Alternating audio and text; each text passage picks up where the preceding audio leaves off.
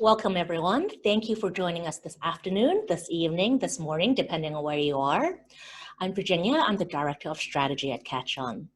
For today's Catch the Expert webinar, we have a very topical session where we have 4 panelists who will be joining us to talk about health, wellness, and immunity during the times of COVID. You should see all of them on your screen right now. So without further ado, let me introduce them. We have Sue Harmsworth, founder of ESPA, board of the Global Wellness Institute.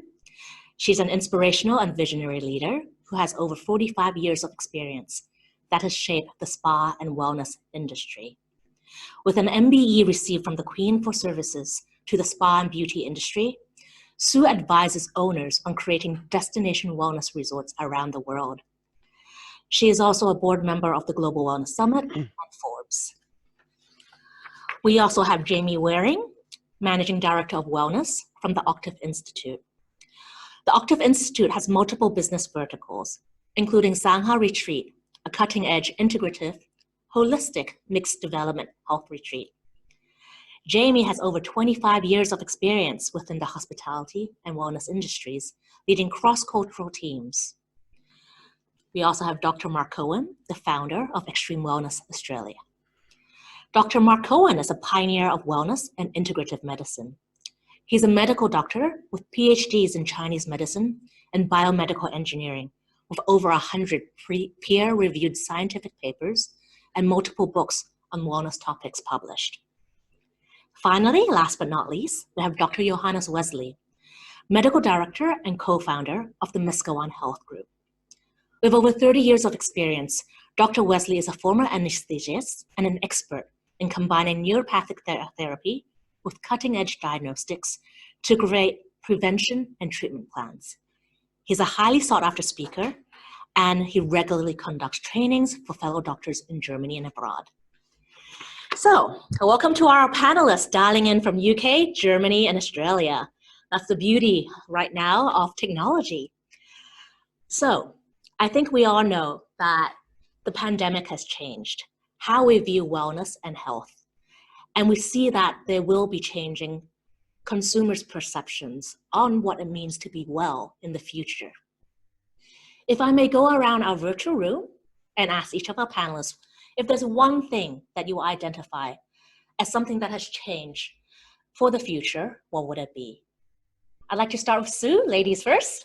Can you care to share your thoughts, please? I will, although I think my first thought is that this isn't new, but it's been coming for a long time.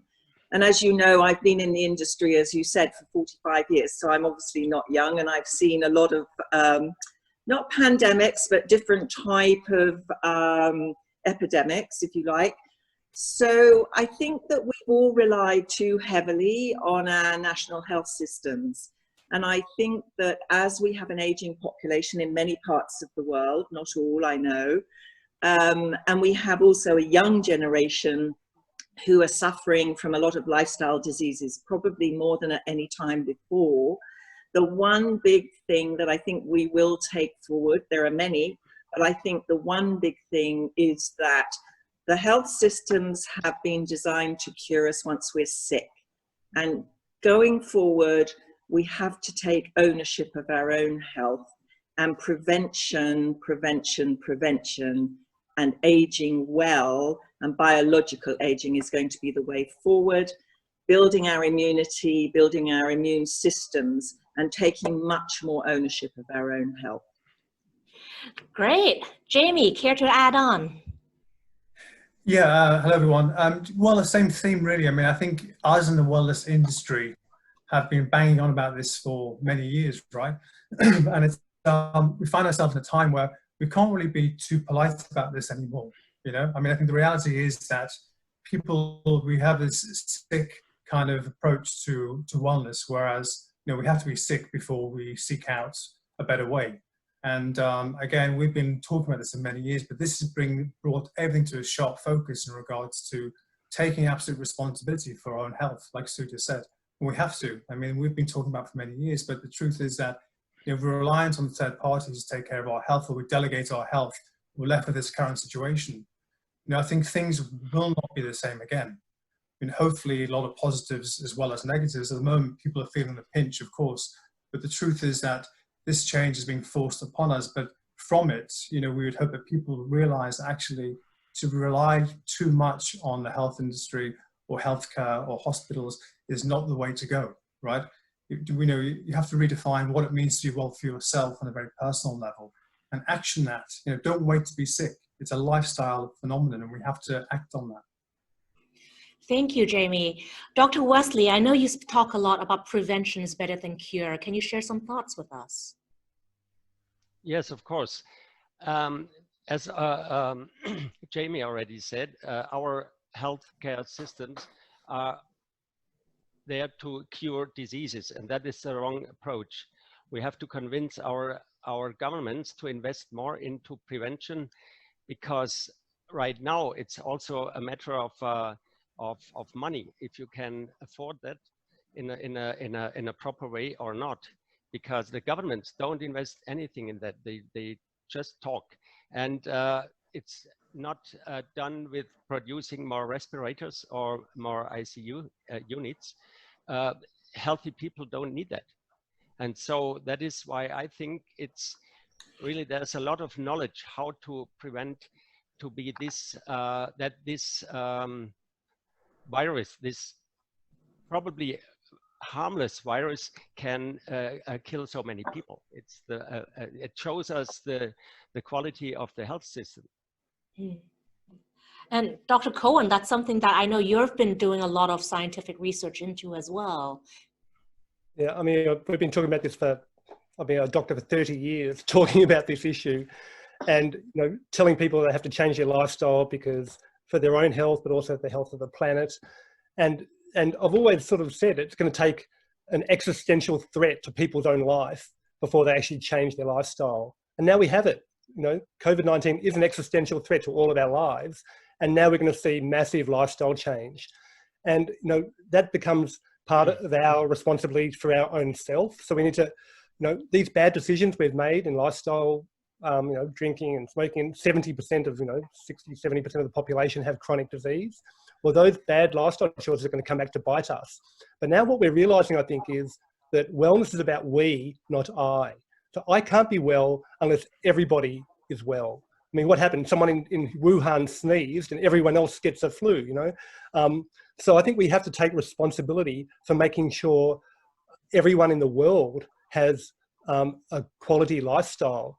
And, my hope is that we're going to realize worldwide wellness, because, unless we do that and build up resilience of the whole population, there'll be another pandemic next year or the year after.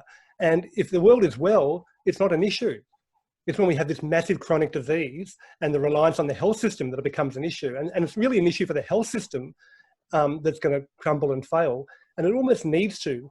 I mean, hopefully it won't fail too horribly, but it needs to be rebuilt and restructured till we create a true wellness system. So it's not based on commercial products, it's based on low-cost lifestyle interventions that don't just prevent disease, they actually bring us joy. So it's being positively well. And it's doing that in a way that it's not just for the elite, it's for everybody. And that's a huge message. I mean, there's tragic life lost every day because people don't have access to clean water. Yet that doesn't make the news. But now when it's an existential threat to me, those people without clean water that are brewing disease actually affect my health. And we're all in this together. And I think that's the big conscious shift that we're undergoing right now. I think all four panelists do raise a good point. All of us seem to think of wellness as something that we need to do sometime in the future, not something that we should be actively practicing every day. But I would say that we are seeing a shift. Several years ago, we would think of wellness purely as spa and yoga, but I think it's so much more these days. And Sue, perhaps you could talk a little bit more about it, given how you consult different destinations on what wellness really means today. Well, I think the problem is it's different in different cultures, and different cultures are at different stages. And I totally agree with Marc about the world being interconnected now, I think more than at any time. And I think what we've done is we've done a lot of damage in the last 40 years without realizing it. And it has been an accumulation. So a lot of cultures have been into quick fix, superficial beauty, if you like, tokenism, and not necessarily looking at community and family. And I think wellness to me has always been, in my now 50-year career, about what's going on inside, not what's superficial. And I think that, you know, wellness from the inside, so a lot of meditation, a lot of breath work. One of the biggest problems, as you know, is mental health and anxiety, especially among the young. And a lot of that is coming from technology. So what I'm seeing with my grandchildren, for instance, and I have a lot of them varying from 6 through to 24, is they're beginning to learn to, the pandemic has been interesting because we couldn't be without technology, and it's proved how valuable technology is to us for connectivity. However, I think we're going to learn to manage our technology much better, because all these lifestyle diseases, so I know the other panelists can talk about them probably in some ways more medically than I can, but sleep deprivation, 1 in 2 people going to have cancer born after 1970, increase in type 2 diabetes, heart disease, and then mental health. Now, what the major wellness clinics or medical clinics are saying is that 60% of these are preventable, and with cancer and type 2 diabetes, 60% recurrence is preventable. So wellness becomes about, I mean, one of the main things I know in Asia, at the top of the list of the clinics is smoking still. I can't believe that it is still smoking. So stopping smoking. Nutrition is not about dieting and yo-yo dieting and fad dieting. It's about nutrient-dense organic food and having access to that. So I think a lot of people who've got any kind of garden, and I know in Asia that's also difficult, but even if you've got a window box, it's becoming more self-sufficient in growing as much food as you can locally. Even if you've got a friend, I think wellness communities are going to see.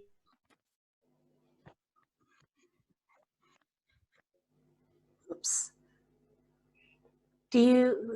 Are the rest of the panelists around? Yes. Yeah, I'm here. Oh, I think Yeah, so. Maybe having a little bit of a connection issue.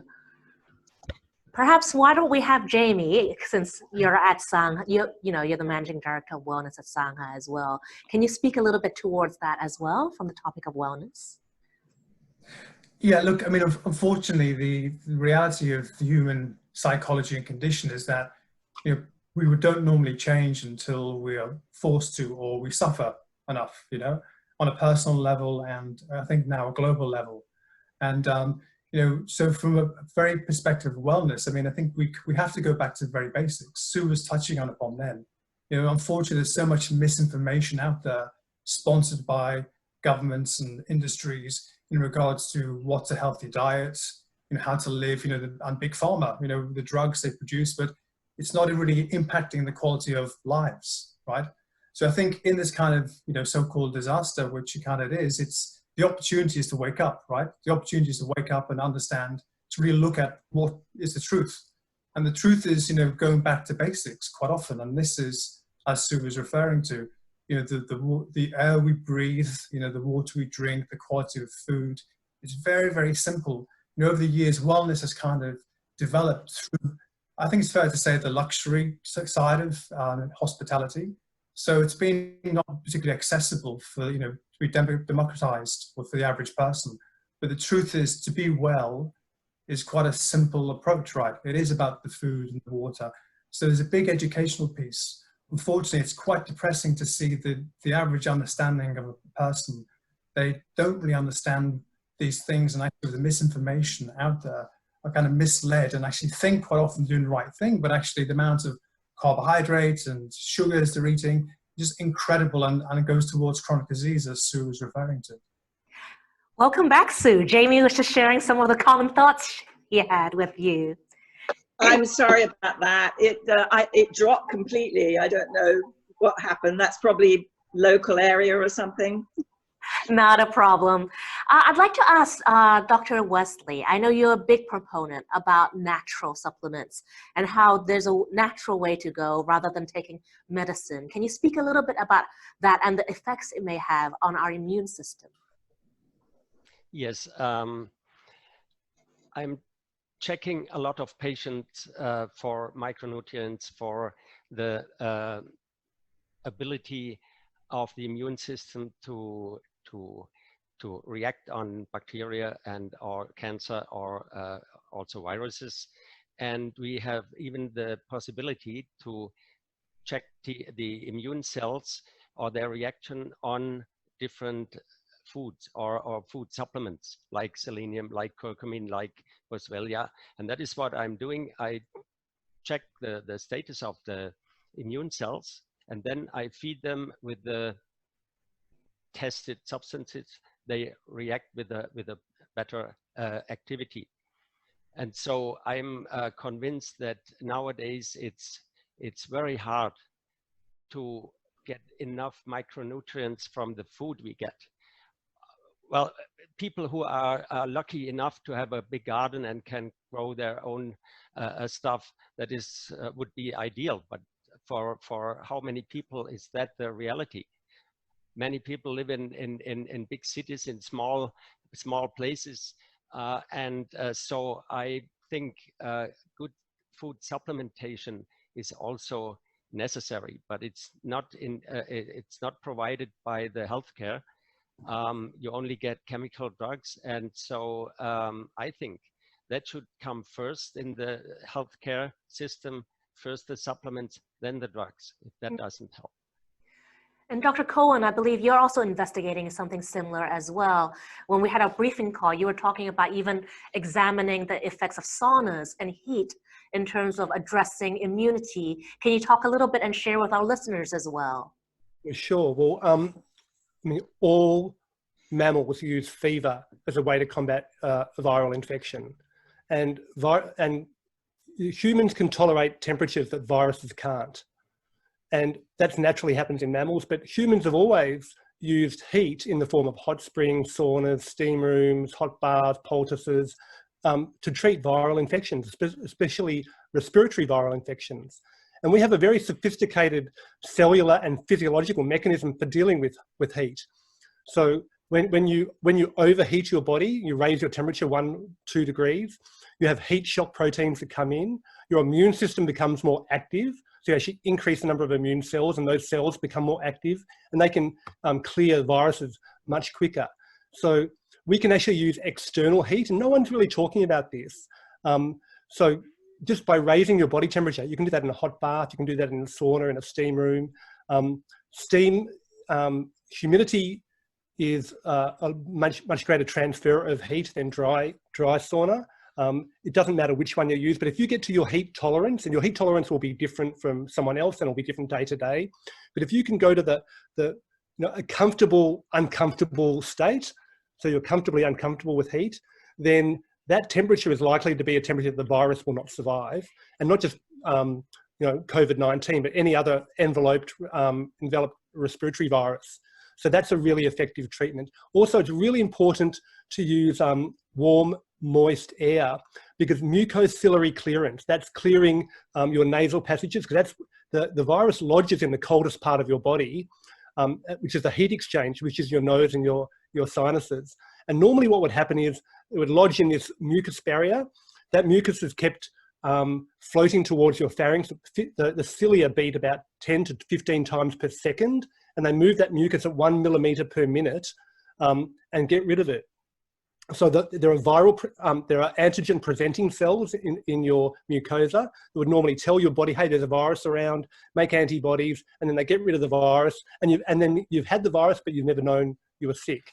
If you smoke, if you've got polluted air, the cilia stop working. If the air is dry and cold, you get thicker mucus that can't be cleared. So just having a warm, moist environment, so using a humidifier, bowls of water near the heater, steam inhalation. It's a classic Australian traditional remedy where you get a bowl of boiling water, you put some eucalyptus oil and tea tree oil in it, you put a towel over your head and you breathe that. Those tea tree and eucalyptus specifically have antiviral properties. You can actually help give your body an advantage over the virus in the place where it first lodges in your body. That's the first line of defense, which is your nose. The second line of defense is your systemic immune system, and it's generating fever. And you can artificially do that by using heat. And that is a really effective way to give your body an advantage over the virus. That's fascinating, Dr. Cohen. And I think one of the things is a lot of it seems like these are tips that our listeners could do at home or even do, you know, in terms of prevention. And all four of you have spoken that prevention is better than cure. So there's this tension where we see in the healthcare system where it's addressing sick care and not self-care. And traditionally, when we think of self-care, we feel that there isn't enough scientific evidence to back it up. However, Jamie, when we were speaking, you mentioned some of the research you're doing, whether it is related to energy fields and the like, that is proving that what we see as innovations in wellness are helping. Can you speak a little bit more about that? Yeah, look, there's so much going on, and I think what I was referring to is, you know, we're pretty active in trialing and testing and funding research, and obviously there's lots going on now in regards to science and quantum science in regards to proving the fact that energetics, right, is a valid treatment. So in the past, you know, growing up in wellness and spa, some of these treatments and services could be accused of being woo-woo or, you know, a little bit kind of hippie. And, you know, discredited in some ways. But I think what's interesting is a real intersection now with quantum science and actually proving that these energies are demonstrable and tangible. And actually, therefore, some of these treatments that we've been using for many years in the wellness industry have a more validity, right? And again, it's proven the unified field of everything. So I think it's a very interesting place that we're playing in right now. And I think it validates some of the things that the wellness industry and some of the ancient cultures from shamanistic rituals and so on and so forth have been using for millennia. Mm-hmm. And that's fascinating. And I think, Sue, this is where with your consultation work with wellness resorts, you're seeing a lot of innovation. Where do you see the future of wellness resorts lie?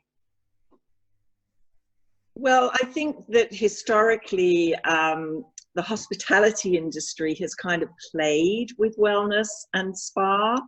I think the consumer has been ahead in their need for wellness and spa. And as Jamie said, a lot of it has been considered woo-woo.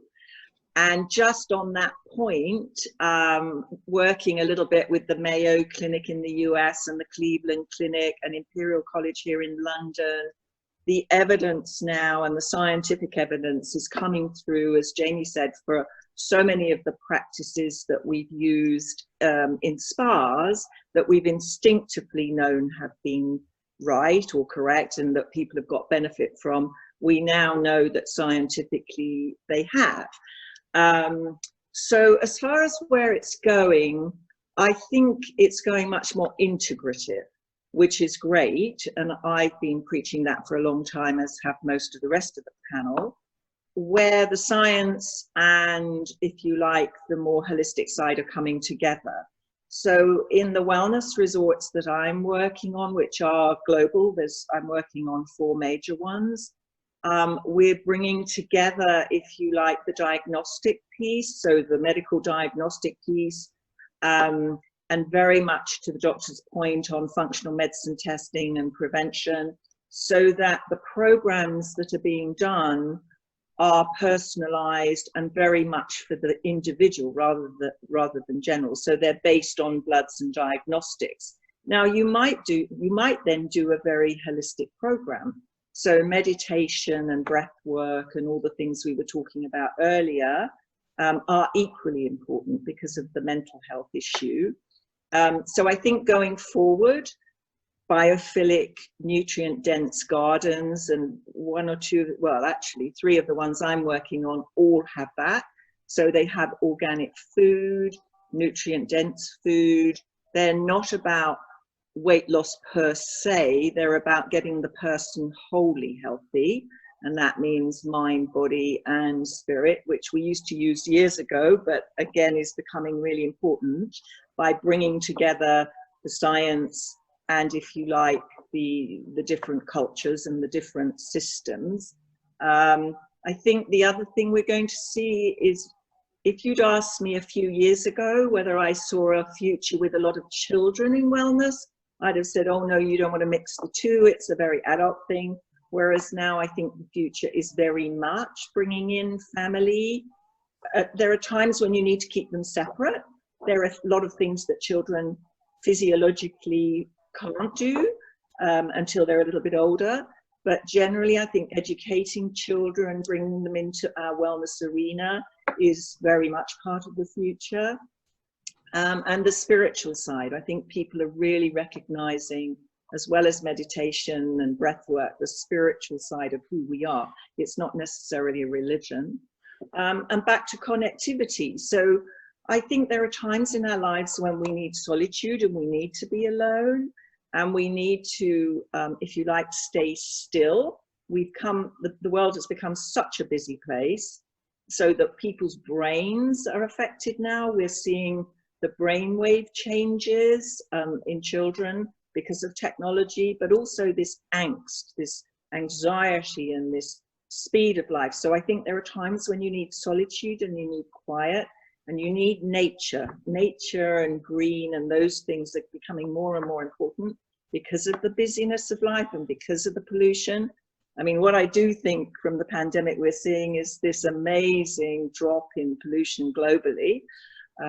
It's quite amazing. But for the future, I think it's bringing it all together and personalizing. Thanks, Sue. Dr. Wessolly, I know at Miskawaan, each of the treatments, as Sue says, is all about personalization. And you just start with the diagnostics first. Can you speak a little bit more in detail about that? Yes, of course, because we are testing a lot, because as you already mentioned, or the other speakers mentioned, everybody is unique, and you have to find out how this metabolism is working, what is missing, what hormones are missing, and in a case like in this virus pandemic, you should know how is the body reacting on that, and you can predict which people are getting a severe illness from that and which people not. Of course, youth and age, that is a problem, but not only. You only because you are old, that is not a risk factor by itself. It is most of the times the old people are not treated very well by the health system, and their food is not very good. They are in homes for elderly people. The food is sometimes terrible there. And if you would give them everything they need, then I think the old people would survive an attack from a virus quite well. And we have these epidemics with the flu every couple of years. We had in Germany, we had one 2 years ago, and 25,000 people died with a flu virus, not through flu virus. And among them, sadly, my mother, but she was 99 and had Alzheimer's, and my aunt, she was 103. And it is quite normal that people die in this age. And so now I think there's a lot of panic about this virus, and people don't die from the virus. They die because they are in a bad health condition. And as I think it was Marc said before, the lifestyle, of course, plays an important role. And so what we are doing in Miskawaan is to test the ability of the body to fight against viruses, but also cancer, we have also individualized cancer program. And astonishingly, we can test different natural substances like vitamin D, like curcumin, like amygdalin, stuff like that. And it seems to work as well in cancer cells and in viral infections. And so we can maybe think about testing more if cancer is also a viral attack. And what we are doing, well, I'm an anesthetist when it comes to prevention or early detection. I work with a lot of infusions. We have all kinds of infusions like vitamin C, like curcumin, like porcaine, like other plant stuff. And so if a patient comes with the faintest sign of a cold, I give him a mix of these infusions. And after 2-3 infusions, the disease doesn't break out, or only in a very mild form. But now in Germany, the funny thing is, I would like to do that also with the coronavirus infections, but as soon as somebody has a sneeze or a little bit of a cold, he's not allowed to see me. And because he has to go to the drive-in testing area to be tested for corona. And that is, I think that is not a good approach. And I think both of you, I mean, our panelists are raising a good point that we should be looking at the body holistically. But traditional medicine dictates that we go into specialists. We go to different specialists about it. So Dr. Cohen, as a medical doctor and one who believes in functional medicine, how do you reconcile the two? Well, traditional medicine, the whole traditional medical system is not really about making healthy people. It's about making money. And I mean, I've just been summarizing all my medical knowledge, and it's ended up coming out as poetry. And I've just summarized 50 different activities that you can do, and they're all evidence-based activities that will boost your immune system, they'll relieve anxiety, and they'll take you from being wired and tired to chilled and fulfilled, but they're not promoted, they're not products, and no one's talking about them. So this is, you know, I call this the slow down shuffle. So there's these 50 activities. I've actually put links to all the scientific, and they're all evidence-based, there's scientific research behind them, and just things like, you know, sauna and spa and massage and having a hobby and interpersonal connection. But these are not promoted by the health system. And in fact, we're seeing very few positive health messages from the authorities about what to do when you're sick. It's all about, you know, social distancing, wash your hands, and self-isolate and quarantine. But no one's giving practical advice of what you do when you've actually got an infection and how you overcome it. And that, I think, is a real failure of the system. And because there are so many things that we can do and people aren't talking about it. The other thing that I'm really concerned about is that there's a lot of fear around, and the fight and flight response releases adrenaline and cortisol, and that directs your attention outward so you can run away from a tiger or you can fight a battle, but it actively suppresses your immune system because you don't want to waste energy when you're in the middle of a battle trying to heal yourself or, you know, overcome something internal. So that, you know, that fear response, that fight and flight response actively suppresses your immune system. And it's natural to have balanced times of heightened arousal with also times when you're in the rest and digest mode. So they're the things you do when you're safe in your cave. So they're things like fine finger movements so you can write and draw and sew and do things when you eat, when you breathe naturally through your nose, when you can, you know, fall asleep or, you know, flirt and flutter your eyelids. So there's another little poem which I call the hacks to relax. And these are 10 things you can do. So it's, you know, touch all your fingers, wiggle your toes, soften your stomach, breathe through your nose. Sigh, smile, swallow, sing, flutter your eyelids and focus within. And that's what I call emotional first aid. If you do those activities, you'll relax on demand because all those activities stimulate your parasympathetic nervous system. And you need to balance the fight and flight episodes with these rest and digest episodes. And I think people aren't getting enough of that. They're wired on the adrenaline and the sympathetic nervous activation, and that exhausts them, suppresses their immune system, and then makes them much more vulnerable to, when they do get the virus, to actually succumb to it.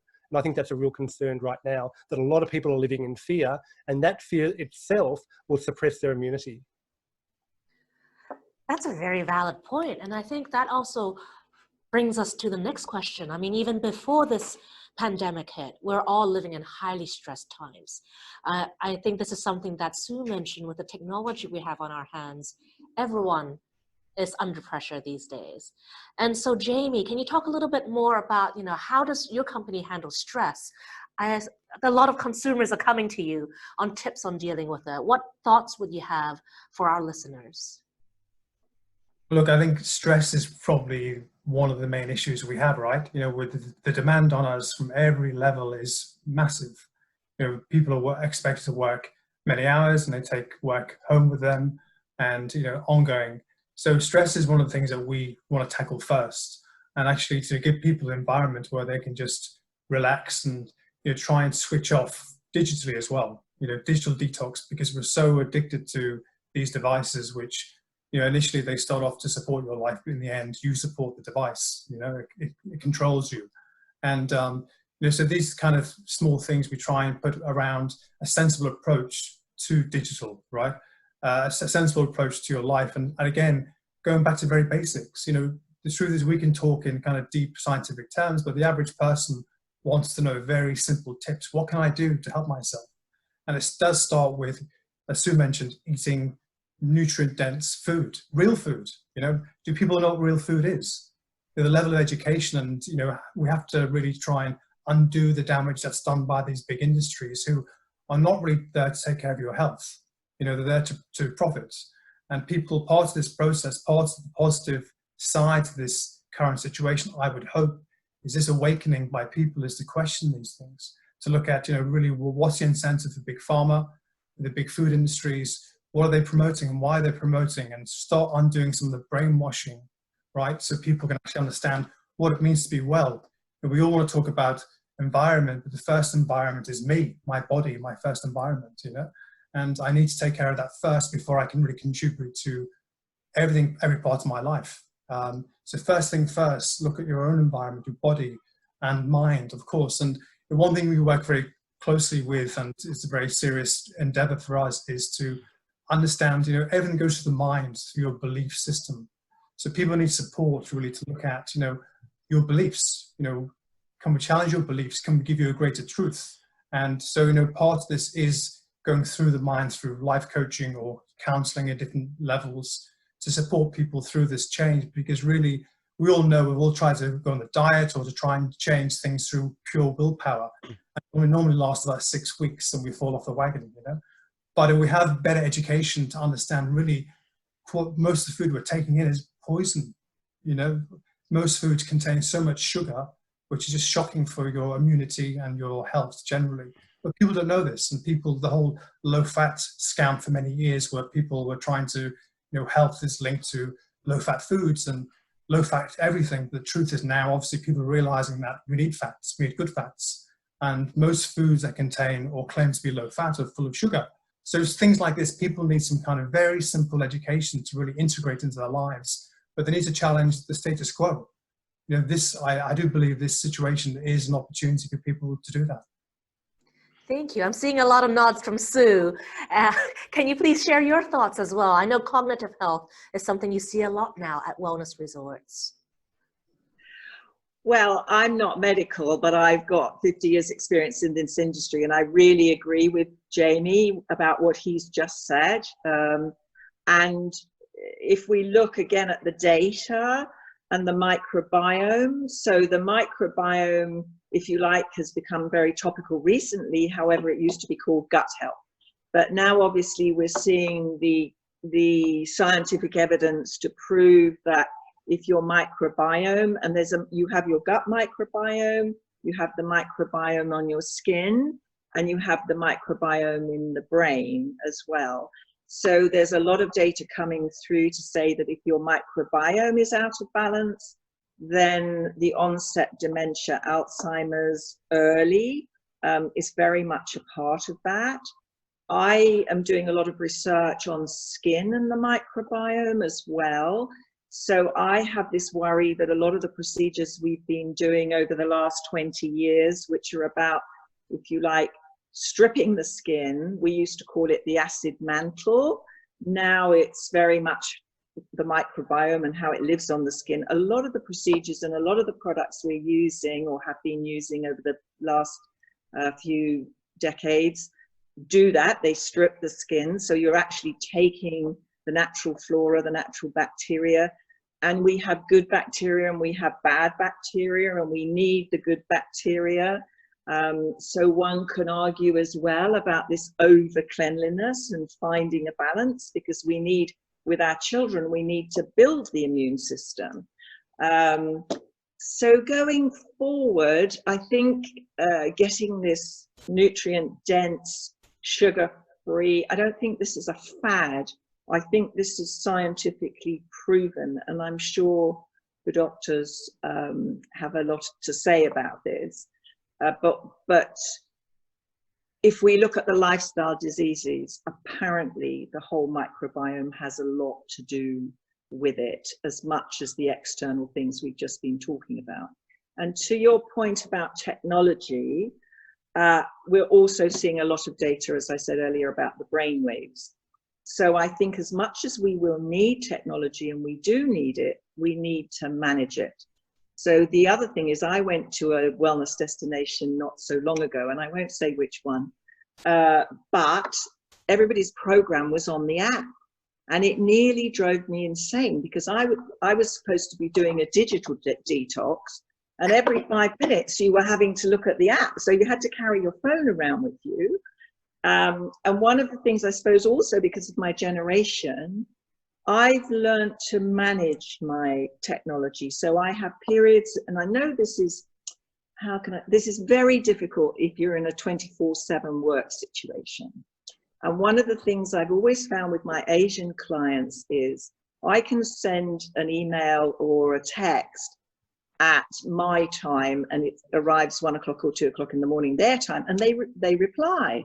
I always found this ridiculous, that we live with this tech 24/7, and now I think we're beginning to realize the damage that is doing, and we're also going to have to manage that. And if we can, that we have periods of time where we leave our tech aside, and that we almost need lessons, going back to school, we almost need lessons in how to manage our tech so that it works for us rather than against us.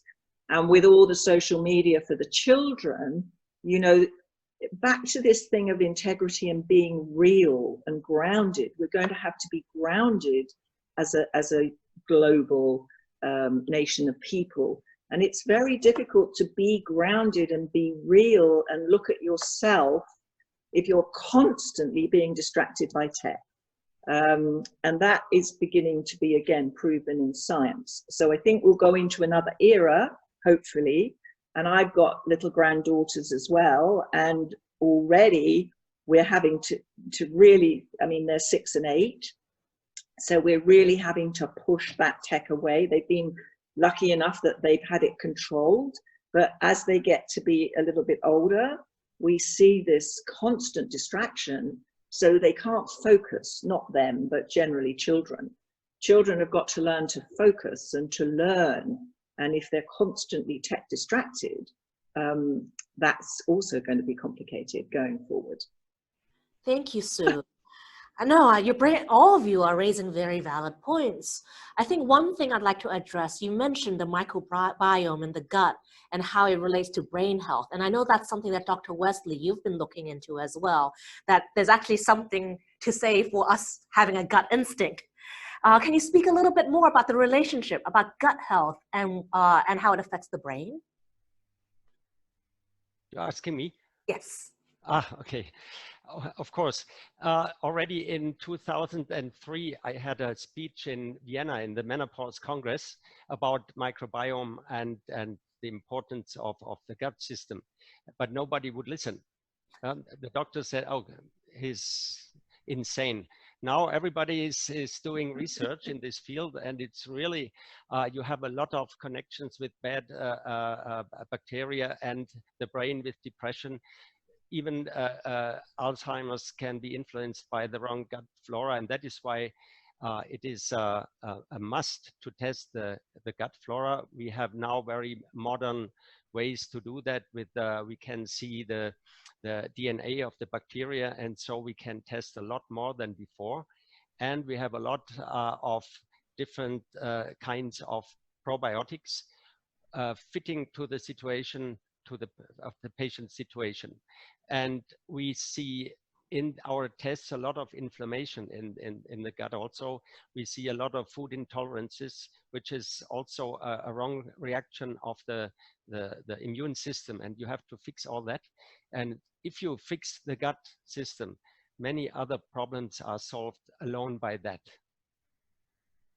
Great, thank you, Dr. Wessolly. Dr. Cohen, can you also speak a little bit from your perspective? Sure. Well, I mean, looking at the microbiome, and Sue mentioned the skin microbiome. Well, that's also our first line of defense against pathogens. And the skin microbiome, and also the microbiome within your mucosa, in your nose, and where viruses lodge, they help present pathogens. It's like they've evolved with our immune system, and they're like an extension of our immune system. So if they see a foreign virus, they'll take that, show it to the immune cells, and get the immune cells to make an antibody against it. Then the mucus will get cleared away, and you're well. So we really need to cultivate a healthy microbiome. And I think in the past century, the whole health care system has been a war on life. We put poison in our water to make us safe. The chlorine. We use antibiotics. We use pesticides. We use disinfectants. So we've declared war on bacteria and our microbiome, and it's not serving us. And I think that the future will be making peace with bacteria. So there will be much less emphasis on antibiotics and disinfectants and things, and a much greater emphasis on building healthy ecosystems. Now, the biggest repository of biological information on Earth is in the soil. And ultimately, we're talking about food, how food is so important. Ultimately, that's the source of all the nutrition, not just physical nutrition, but the informational nutrition. And there's bacteria in the soil that share genetic material with the bacteria in our guts. There's a constant communication there. So we need to regenerate soil. We need to regenerate the soil that's in our body, which is our gut bacteria, and also what's on our skin and in our homes. And it's a really huge factor about the microbiome of your house. And so many houses now have toxic mold because they don't deal with condensation, and there's water damage, and mold will grow. And there's this war that happens between fungi and bacteria, where just like penicillin is made by fungi to suppress the bacteria, and then the bacteria suppress biotoxins to get rid of the fungi. And there's this chemical battle between the fungi and the bacteria, and we get caught in the crossfire. So I think this current understanding that we've got about the microbiome is going to affect how we eat, what the cosmetic industry phenomenally will change, and also the real estate industry and how we treat what's in our house, and also what's in our soils and things, is going to be fundamentally shifted towards a healthy ecosystem, rather than trying to get a single bacteria and get an antibiotic that will kill that bacteria and not kill something else. I think that's an old paradigm of, one disease, let's try and stop that disease with a drug, or let's get that bacteria with a drug. I think it's how do we build resilience in the system? How do we build a healthy ecosystem so when a pathogen comes, it's got nowhere to go, and if it does come, then it's just sort of dealt with, and we might even sniff once, and then our body knows it's there and we don't feel it. And the majority of people with COVID-19 will do that. They'll get exposed, it'll be presented to their body, they'll make antibodies, and they won't even know they've had it. And that's because they have a healthy ecosystem. It's when you've got chronic disease, when you're out of balance, that's when it becomes a problem. And I think that's what we need to realize, that it's complex, we're in a complex system, and now that complex system includes the whole planet. So we want to make sure everyone has good health, but also it's how we live, it's where we live, it's our lifestyle choices, it's what we eat, it's what we put on our skin, it's the water we drink. They're all related. Thank you, Dr. Cohen. It's very insightful. So we have about 10 minutes left. And in the remaining 10 minutes, what I'd like to ask each of our panelists is to give us tips. We can't go to the gym these days. We're stuck at home, where most of us are just doing things virtually. I'd like to go around the room for advice. What are some of the things we can do at home, tangible steps for us to help boost our immunity? Jamie, why don't we start with you? Look, I mean, you know, if you turn this on its head, it's kind of a gift in a way, because we always want more time at home to do stuff, you know, to kind of spend time on ourselves and me time. And now it's being enforced. We all don't like it, of course, not to trivialize what's happening, but the truth is we have a real opportunity to use this time productively. You know, I think one, for looking into yourself, meaning open your mind and take the opportunity to look into stuff, to educate yourself on a physical basis. I mean, I've broken out many years ago. I did different kind of at-home exercise programs, and I've started doing them again, like Insanity and these Body Beach programs, and there's a multitude. All the providers are pumping all stuff out now free, so people should exercise at home, absolutely, and you know, and obviously eat well. I mean, use the opportunity to really consider how you live your life. You know, the kind of food you're eating, and eat some real food, some nutrient-dense food. But take the time to kind of go introspective, you know, to kind of be present.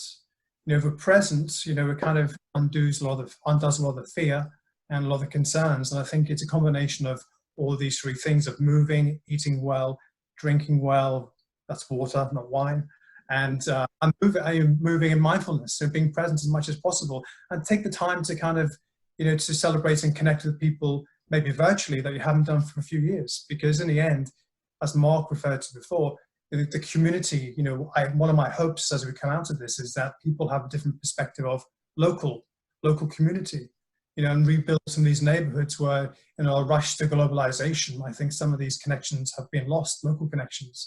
So I think we have all these possibilities. Great.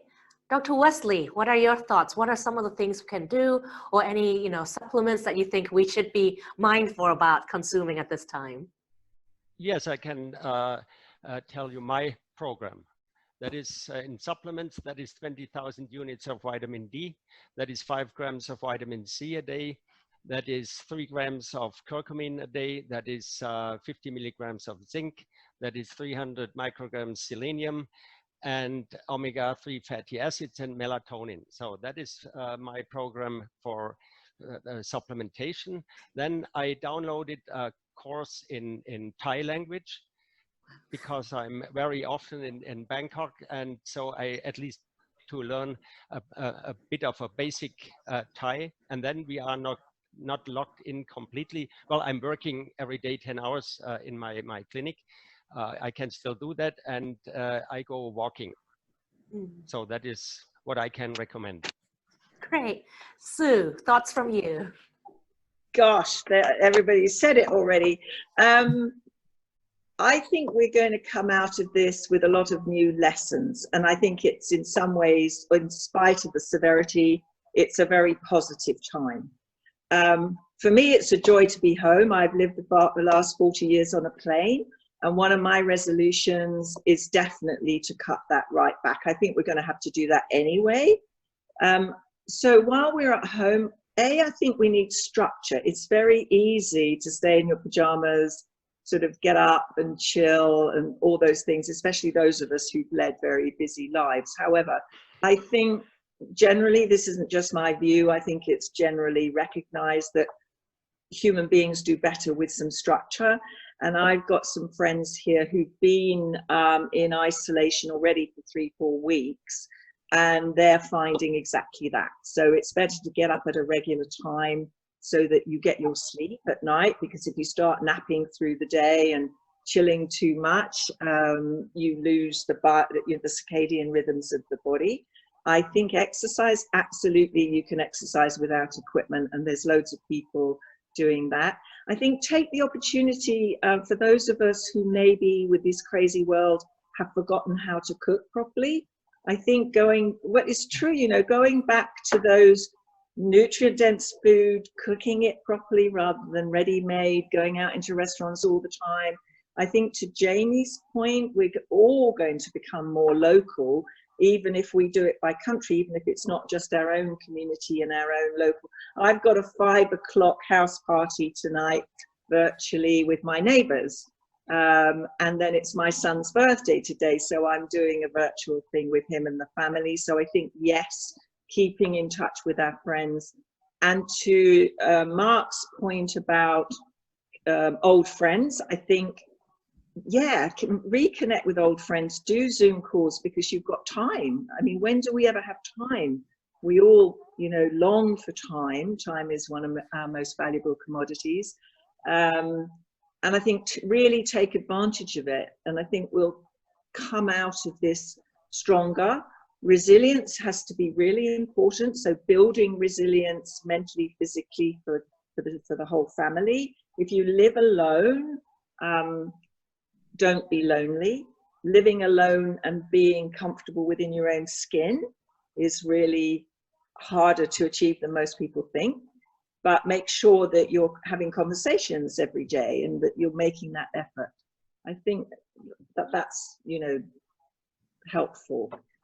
That's some great advice there. So last but not least, Dr. Cohen, how can we end on a positive note and what are your tips? Sure. Well, Kathy said to be concise, so I've got 2 poems I want to share with all the tips. So one is the recipe for wellness. So this is quite a holistic recipe, and it's bathe in beautiful water, prepare delicious food, make the most of every breath, dance through every mood, tend the soil beneath your feet, enjoy sunlight from above, share your gifts with all the world, fill your life with love. It's simple. Wellness is simple. You need clean water, clean food, fresh air, meaningful activity, and people to love. Now, the other tips I want to share, and this is the evidence-based poem, and how to go from wide and tired to chilled and fulfilled. And it's hold someone's hand, gaze into their eyes, run barefoot in nature, bask in sunrise, choose a dance partner, go find your groove. Do Tai Chi or yoga and mindfully move. Share a massage, enjoy healing touch. Focus on one thing and don't think too much. Make time for a hobby, play chess, fly a kite. Make use of your hands, draw, paint, sew or write. Help someone in need, donate to a cause. Play games, meditate, read stuff from bookstores. Turn off your screens, get a good sleep. Declutter, spark joy, love what you keep. Dig around in a garden, pick up a guitar, slip into a bathtub, sauna or spa. Care for a pet, take up a sport, go on vacation, make your home a resort. Lie in a hammock, release pent-up stress. Relax and do nothing, then do even less. Laugh out loud, share a joke, give someone a kiss, say a prayer, chant a mantra, follow your bliss. And each one of those activities, there's 50 of them, have links to scientific evidence that how they support immunity and support health and well-being. But there's not an industry that's promoting that, and that's not a message that's going out. So hopefully that's a positive note, I think. And all of those activities can be done at home with no skills or training, no equipment, and at very, very low cost or no cost. So I think, you know, these are the activities we can turn to while we have this slowdown. And just to really finish it, at the moment we're in an emergency, and that's the fight and flight response. Then after you've gone back into your cave and you've had the rest and digest, then you emerge and see what the world is, you know, what else you can do in the world. And I think right now the whole world has been forced to go into rest and digest mode. We've been forced to go in and look within and look what's important to us and think, you know, what sort of world do we want to live in? What's our contribution? And when the global shutdown is released, we're all going to merge and see a whole new world. And that world has to be focused on wellness because the alternative is unthinkable. Wow, thank you. Wise words indeed. I'd just like to express my thanks to all the panelists. Thank you again for all your time. For Also, blah, blah. For those of us tuning in next week, we'll be having our topic addressing our homes. And we'll be speaking to design experts. Now that we're all confined in our homes, what does it mean where home is not just a sanctuary anymore, but sometimes a prison? Stay tuned. Thank you, everyone. Thank you.